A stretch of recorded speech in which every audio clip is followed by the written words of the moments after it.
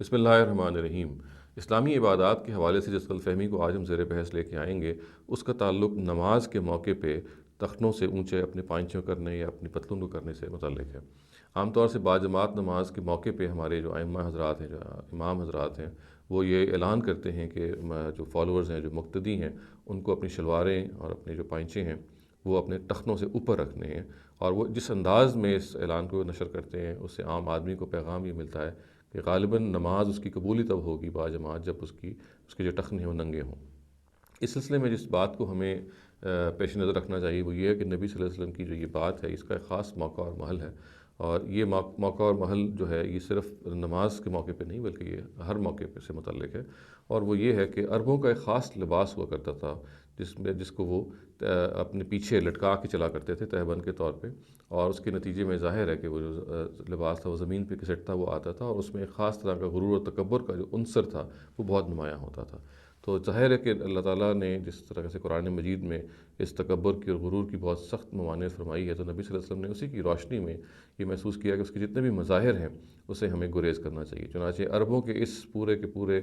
طور طریقے کو انہوں نے وہ زیر بحث لے کے آیا، اور انہوں نے کہا کہ جس کو اسبال ازار کہتے ہیں، یعنی ازار کا لٹکانا کہتے ہیں، اس کو انہوں نے شد و مت سے منع کیا، اور یہ کہا کہ یہ ایک غرور، یعنی ان کی بات کا جو ممانعت تھی اس کی وجہ یہ تھی کہ قرآن مجید نے جو یہ غرور تکبر کو منع کیا گیا، اور جس کے نتیجے میں غرور اور تکبر کے سارے مظاہر کو ختم کیا گیا، منع کیا گیا، نبی صلی اللہ علیہ وسلم نے اس کو انہی میں سے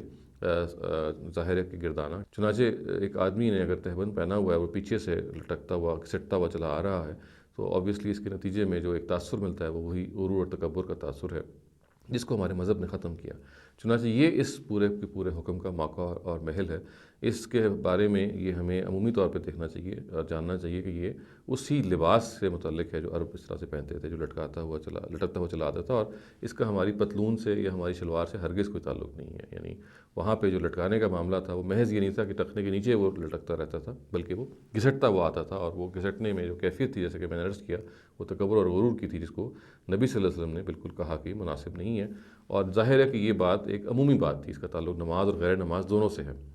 اس موقع کو اگر ہم سمجھ لیں گے تو یہ بالکل واضح ہو جائے گا کہ نماز کے موقع پہ ہم جو پتلون یا شلوار ہم نے آج پہنی ہوئی ہے، اگر وہ مثال کے طور پہ ٹخنوں سے نیچے لٹک بھی رہی ہے تو اس کا اس حکم سے کوئی تعلق نہیں ہے۔ ہاں، وہ لٹک سکتی ہے۔